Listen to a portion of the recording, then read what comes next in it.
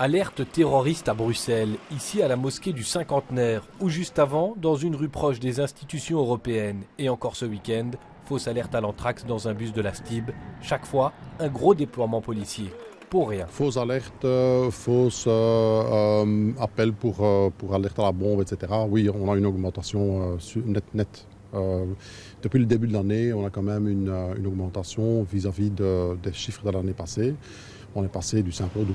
2 fois plus de personnes visiblement prêtes à courir un gros risque. L'article 327 du Code pénal le dit. Quiconque aura soit verbalement, soit par écrit menacé d'un attentat sera puni d'un emprisonnement de 6 mois à 5 ans. La loi prévoit aussi une amende pouvant s'élever à 3 000 €.